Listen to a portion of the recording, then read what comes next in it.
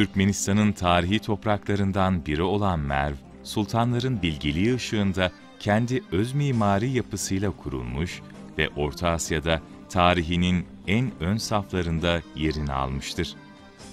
Merv, Selçuklu ve Osmanlıların tarihi içerisindeki şanlı yürüyüşlerini başlattıkları yer olma vasfıyla büyük milletimizin kalbinde özel bir yere sahiptir.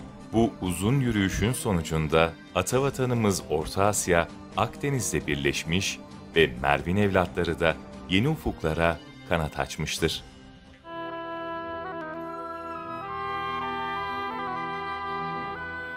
Bayramali şehrinin yaklaşık 30 kilometre doğusunda yer alan Merv şehri, bir zamanlar Bağdat, Kahire ve Şam gibi İslam dünyasının en önemli başkentlerinden biri olarak kabul edilir. Eski zamanlardan beri farklı uygarlıklara sahne olan Orta Asya'nın bu kadim şehri, sultanların kalbi denilen Mağru Şahu Cihan adıyla anılmış ve Murgab Nehri'nin bitişiğindeki verimli topraklarda kurulmuştur. Binlerce hektarlık bir alanı kaplayan eski Merv şehrinde farklı imparatorluklar kendi medeniyetlerinden bu coğrafyaya iz bırakmışlardır. Merv şehri 11. 12. yüzyıllarda Ceyhun Nehri kıyısından Akdeniz'e kadar uzanan coğrafyada hüküm süren Büyük Selçuklular zamanında en parlak dönemini yaşadı. Özellikle Melikşah döneminde Merv yeniden inşa edildi ve şehir hızla büyüdü. İslam dünyasının en önemli kültür merkezlerinden biri haline geldi.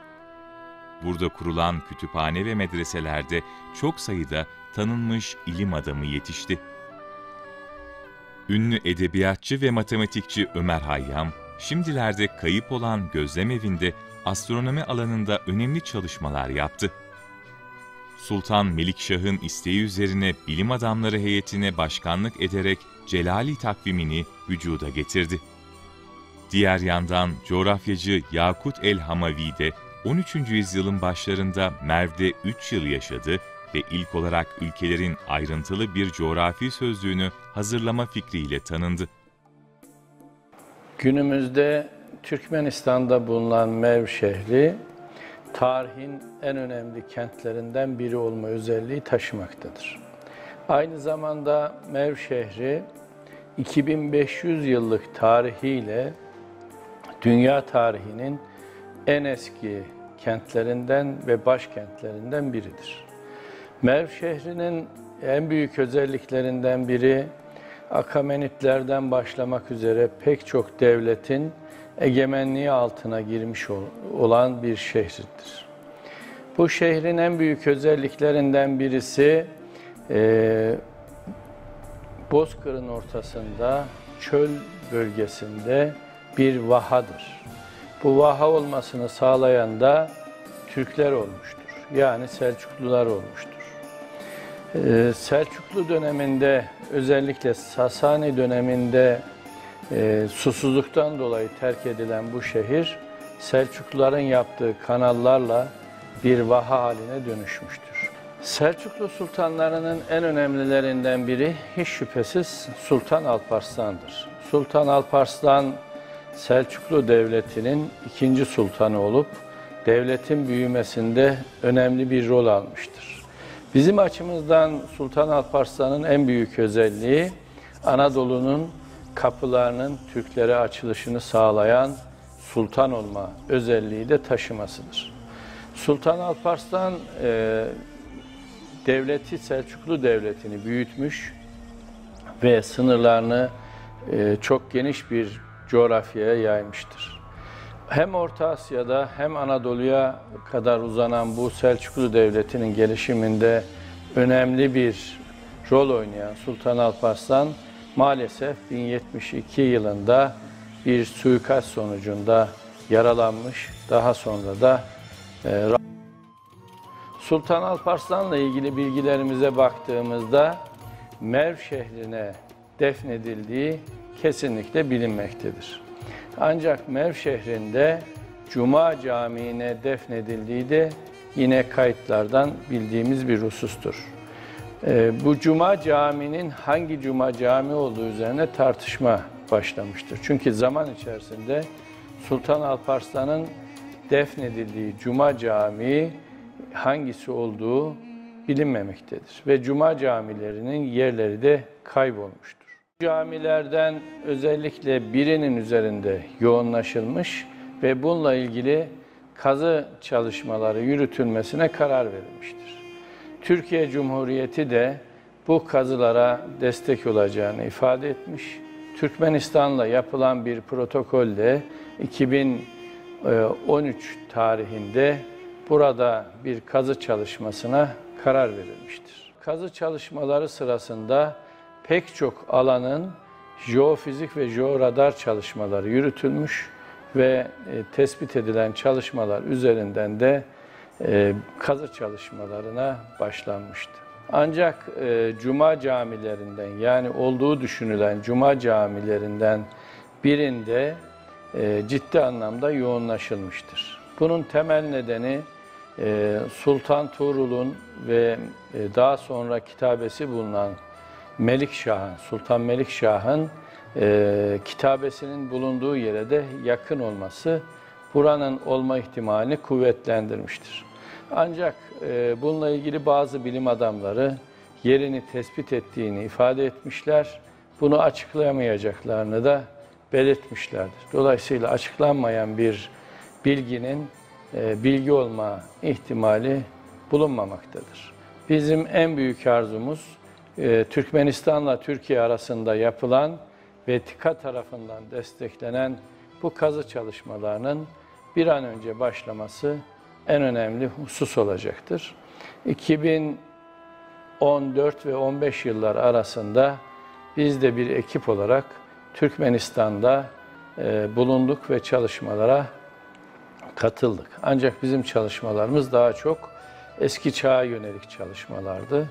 Tabii ki Sultan Alparslan'la yapılacak, Alparslan'a ait yapılacak çalışmalarda da bulunmak her Türk bilim adamı için bir şereftir.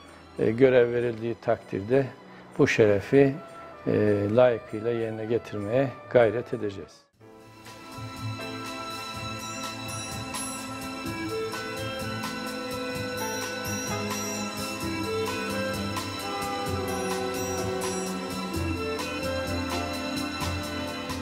...1118'de son Selçuklu Sultanı Sencer, Merv'i Büyük Selçuklu İmparatorluğu'nun başkenti yaptı. Bu dönemde Büyük İpek Yolu'nun kalbinde yer alan bu antik kent, ekonomik olarak büyük avantaj sağladı. Çok çeşitli kaleler, camiler ve saraylar inşa edildi. Osman Gazi'nin hocası Şeyh Edebali bu topraklarda doğmuş ve çocukluğunu geçirmiş. Mevlana da Anadolu'ya yürüyüşünde bu toprakları yurt edinmiştir. Müslüman ve Türk dünyasından çok sayıda abidevi şahsiyet bu topraklarda hayata gözlerini kapamış, kendilerinden sonra gelenlerin önünü aydınlatmışlardır.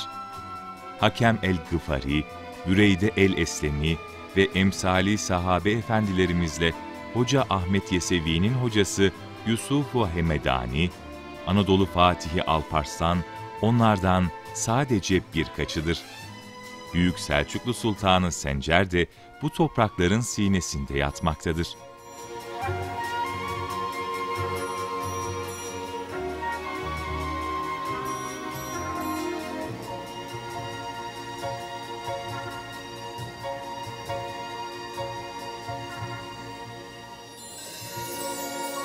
Melikşah'ın en küçük oğlu olan Sultan Sencer, babasının ölümünden çeyrek asır sonra tahta çıktı. Ağabeyleri devraldıkları geniş imparatorlukta merkezi gücü korun Merv'e taşıdı. Bölünen toprakları geri aldı. O, sadece Doğu ve Batı'yı birleştiren devasa imparatorluğu yönetmeyi başarmakla kalmadı, aynı zamanda siyasi, ekonomik ve kültürel refahı artırmak için koşullar yaratarak büyük bir hanedanın görkemini yeniden canlandırdı. Büyük Selçuklu Devleti'nin son parlak döneminin hükümdarı Sultan Sencer, 1086-1157 yılları arasında melik olduğu 39 yıl boyunca başkent Merv'in büyük bir kültür merkezi olmasında önemli bir rol oynadı. İslamiyet'ten sonra Orta Asya ve İran'da gelişen türbe mimarisinin en önemli örneklerinden biri olan Sultan Sencer Türbesi, sarayları ve camileri içeren bir kompleksin merkezi bir parçası olarak Selçuklu mimarisinden bir şaheserdir.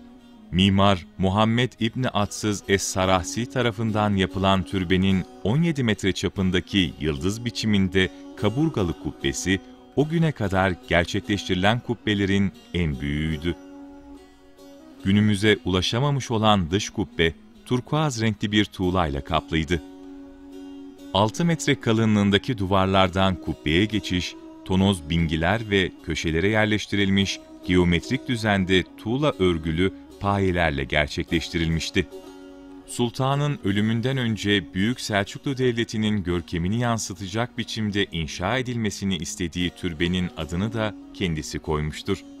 Ahiret evi anlamında Darül Ahiret denilen türbe, devlethane adıyla da anılırdı.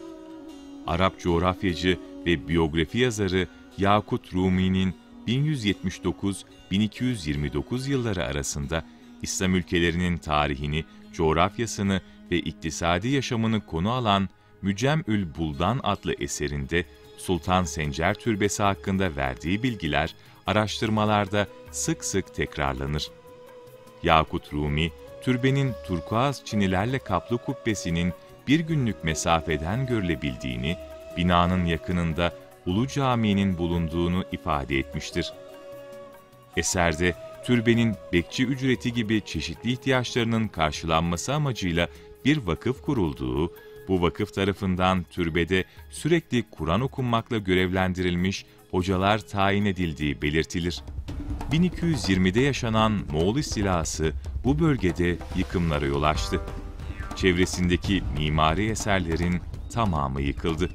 Türbenin dış kubbesi çöktü. Moğollar Merv kentini tahrip ettikten sonra hazine bulmak amacıyla türbedeki sandukayı açtılar ve bir yangın çıkardılar. Kentteki her şey yakılıp yıkılmasına rağmen bu türbe mucizevi bir şekilde ayakta kaldı ve zamana inat bugünlere kadar geldi. Kapıdan türbeye girer girmez yukarıda yer alan kitabe ziyaretçilerin dikkatini çekiyor.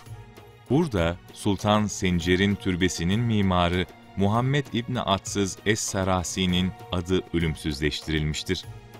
O dönemde güzel binaların benzerinin başka bir şehirde yapılmasının engellenmesi amacıyla inşaatı yapan mimarın adı saklı tutulmaktadır.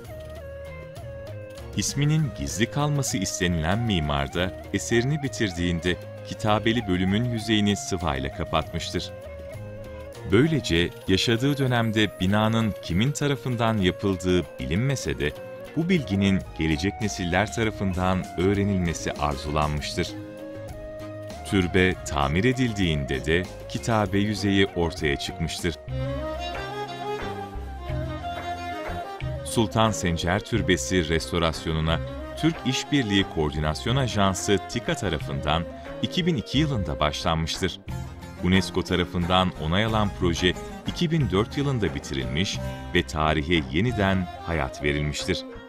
Dünyadaki önemli eserlerin minyatürlerinin sergilendiği Türkiye'deki bazı şehirlerdeki parklarda da Sultan Sencer'in türbesi yerini almış ve Merv'e gelemeyenler için bu güzel yapının minyatür halinin görülmesi sağlanmıştır. Eski çağlardan günümüze kadar uzanan zaman diliminde Merv'in üzerinde çok çeşitli kavimler hayat sürmüştür. Tarih sahnesinden çekilen bu kavimler geriye çok zengin bir kültür hazinesi bırakarak Merv şehrinin oluşmasını sağlamışlardır.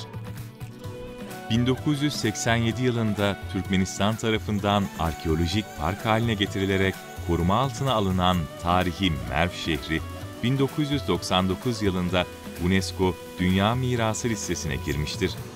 Bu kadim şehir, bugün varlığını Mari adıyla sürdürmektedir.